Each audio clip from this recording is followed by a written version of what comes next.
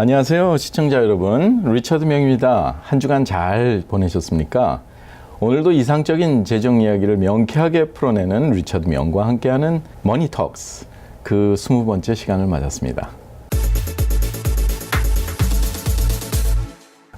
지난주에 참 여러 가지 제가 말씀을 드렸던 그런 어떤 그 은퇴 플랜이나 이런 거를 잘못 선정하는 경우에 우리가 알고 있는 기존 상식이 실질적으로는 혜택이 된다고 생각했는데 이게 오히려 adverse effect, 즉 그러니까 부작용을 낳을 수 있는 그런 이 여러 가지 요소들에 대해서 우리가 알아봤죠. 지난주에 그 학자금 재정 보조에서 그 qualified plan 등이 미치는 그런 영향에 대해서 특히 재정 보조에 따른 그 불이익 등을 우리가 한번 알아봤습니다.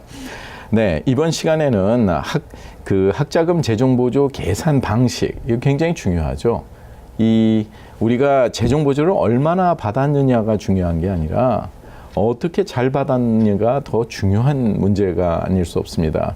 따라서 우리가 재정보조를 잘 받기 위해서는 기본적으로 재정보조에 적용이 되고 있는 그런 공식이라든가, 그리고 금년도에 작년과 달리 어떻게 예를 들어서 그 펠 그랜트라든가 Supplemental Opportunity 그랜트라든가 그 여러 가지 그런 내용들의 변동 사항을 정확하게 이해할 수 있으면 우리가 앞으로 재정 보조가 내년도에 어떤 방식으로 진행될 것이며 또 예측도 가능하지 않을까 생각합니다. 그래서 우리가 한번 얼마나 실질적으로 연방 정부에서 우리한테 혜택을 제공을 하고 또 우리가 실질적으로 그 제공에 대한 수혜 혜택이 있는지를 명확하게 규명해 보는 일은 중요하지만 정말 이렇게 규명할 수 있다는 것은 정확한 정보가 필요하겠죠. 주위에서 재정 보조 하지만 아무리 전문가로 해도 실질적인 내부적인 공식을 알고 이러한 문제를 사전에 피해갈 수 있지 않으면 실질적인 혜택을 받을 수 없는 겁니다. 그래서 우리가 일반적으로 잘 알 수 없는 그 재정보조 공식의 변동 사항에 대해서 오늘 한번 조금 더 심층 분석을 해보고 그리고 그것에 대한 어떤 우리가 그 재정보조의 축소가 이루어졌는지를 한번 검증을 해보겠습니다. 슬라이드 한번 보시겠습니다.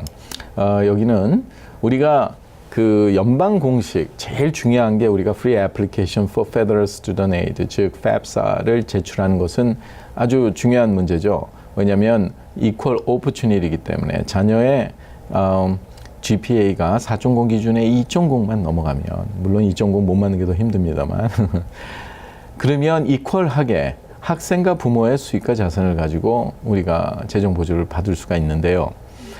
수입을 계산하는 부분이 있고 자산을 계산하는 부분이 있습니다. 우리가 연방법에 따라서 연방 정부에서 주는 가장 커다란 수혜 혜택이라면 말을 하나마나 펠 그랜트라고 보겠습니다. 이게 참 재밌는 사실이 있어요. 작년에 모든 대학들이 이 펠 그랜트를 적용을 하는 맥시멈을 최대 수혜 액수로 $5,920로 했습니다. 그래서 이 펠 그랜트를 받을 수 있는 그 어마운트는 총 받을 수 있는 $5,920에서 가정에서 분담할 가정 분담금을 제외한 차액을 받게 돼 있습니다. 그러니까 $5,920인데 가정 분담금이 1,000불이 나왔다. 그러면 $4,920를 학기별로 나눠서 예를 들어서 총 1년에 받을 수가 있는 거지요. 근데 참 재밌는 사실이 지금 연방 사이트에 접속을 해서 우리가 한번 확인을 해보면 $6,095라고 돼 있습니다. 근데 $6,095라고 받은 학생을 거의 볼 수가 없었습니다. 그래서 실질적으로는 우리가 실질적인 데이터의 기준에서 계산하는 것이 좋기 때문에 일단 작년에 $5,920가 맥시멈으로 받았다고 우리가 생각을 하고 이제 내년도 진학하는 학생들은 연방정부가 $6,195라고 우리가 그렇게 이제 디파인을 했는데요. 참 좋은 일입니다. 왜냐하면 5,920에서 6,195달러로 증가를 했다는 것은 같은 수익과 자산에서 혜택을 더 받을 수 있는 학생들의 범위가 더 높아졌다고 우리가 볼 수가 있겠죠. 그죠? 하지만 실질적인 차원에서 우리가 계산해 보면 지금 보시는 이 테이블은 우리가 IRS에 들어가면 그 테이블이 있습니다. 그 테이블에 Education Savings and Asset Protection Allowance 테이블이라고 있기 때문에 이제 거기서 우리가 비교를 할 수 있는데 실질적으로 이제 그 다음 슬라이드를 우리가 보면 이제 Federal Student Grant Program이라 그래서 여기에는 우리가 펠 그랜트도 있을 수가 있고 Federal C역이라 그러죠. Supplemental Educational Opportunity Grant도 있고 뭐 아프가니스탄 쪽에서 피해를 입은 그런 피난민들에 대한 주는 것도 있고 뭐 택 그랜트도 있고 여러 가지가 있는데요. 기본적으로 우리가 이 슬라이드에서 보듯이 한번 제가 계산을 해봤습니다.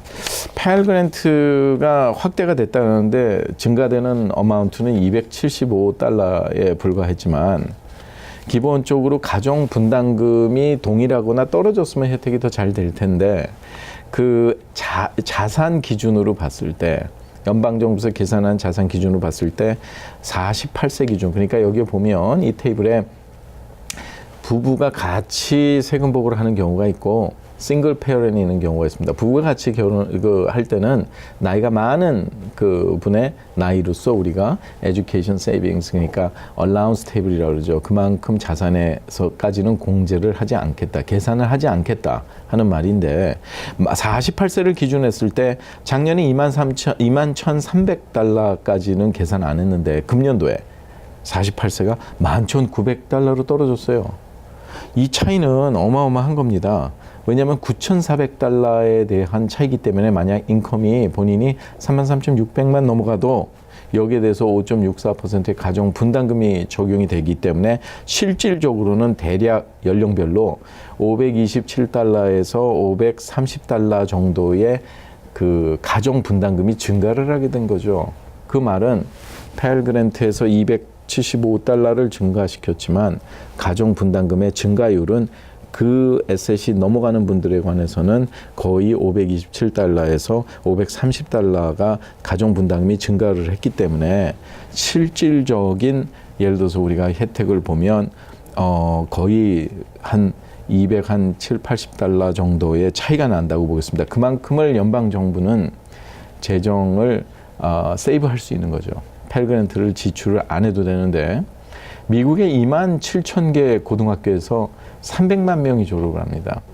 이 중에서 이러한 수입과 자산 내역에 해당이 되는 그런 펠 그랜트 수의 학생들을 보면 거의 머저리를 우리가 대부분을 볼 수가 있는데요.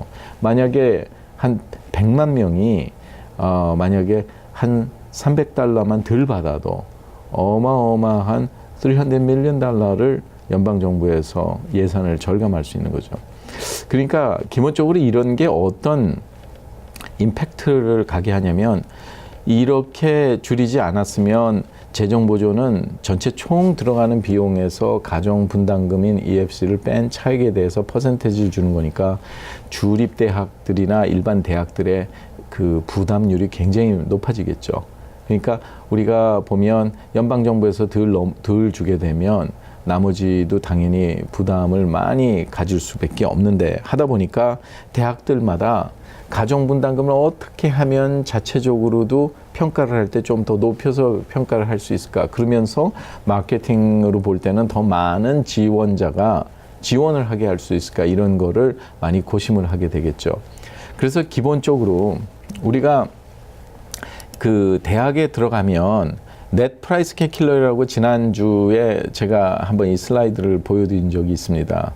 이렇게 디스클레이머를 해놓고 여기에 그 부모들이 이렇게 입력을 하면서 내가 주문했더니 이 학교는 얼마나 들겠구나 했는데 넷 프라이스, 즉 부모가 부담을 해야 되는 그런 비용이 굉장히 높다면 그 대학을 지원할까요, 안 할까요?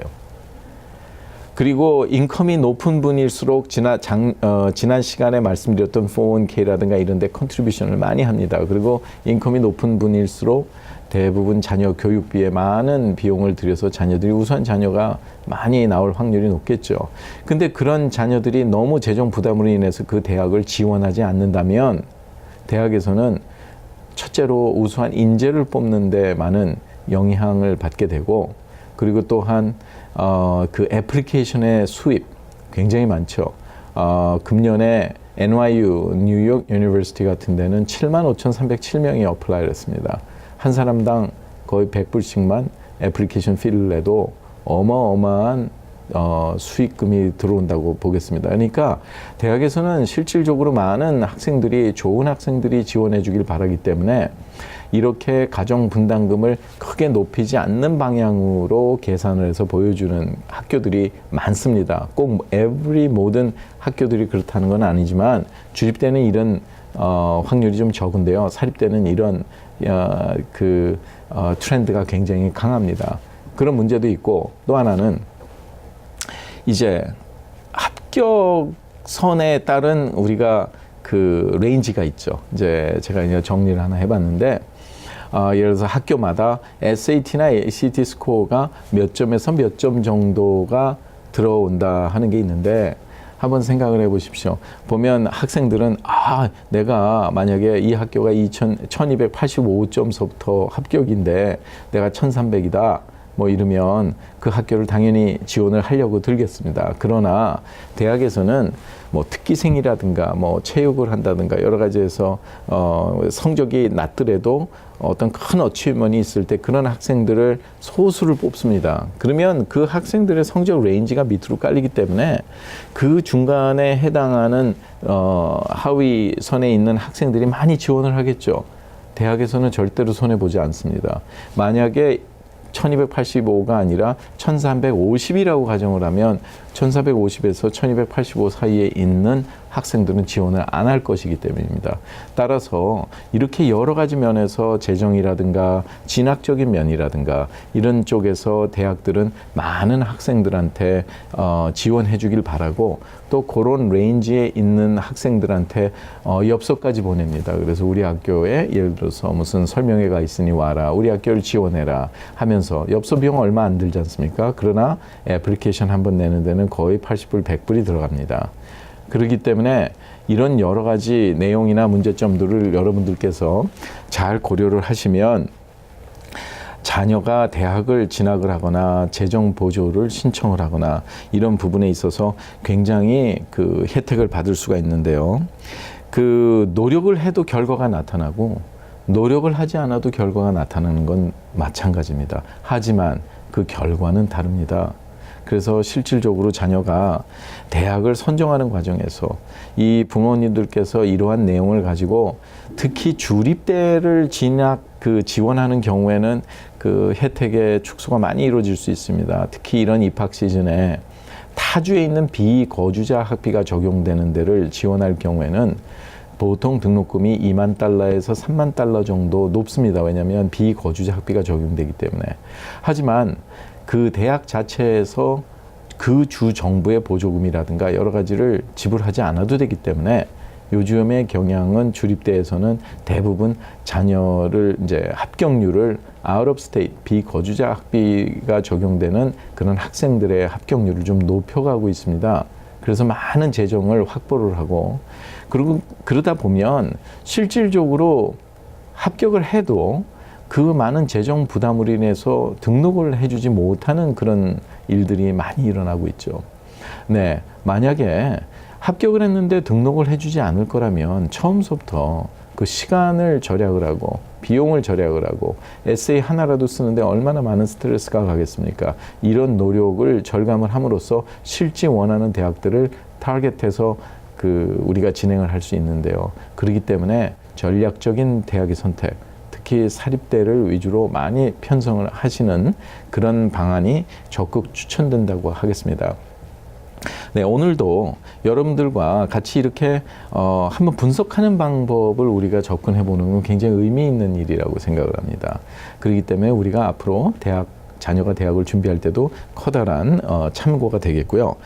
그 다음 시간에는 가장 궁금하신 분들이 많은 부분이 뭐냐면 이제 기러기 과정, 그리고 국제 학생들, 인터내셔널 스튜던트는 그러면 어떻게 재정 보조 받을 수 있는 방법이 없나요? 아니면 기러기 과정은 영주권자니까 자녀들이 받을 수는 있지만 어떻게 해야 최적화된 방법을 할 수 있는지, 이런 여러 가지 기타 문제에 대해서 우리가 알아보도록 하겠습니다.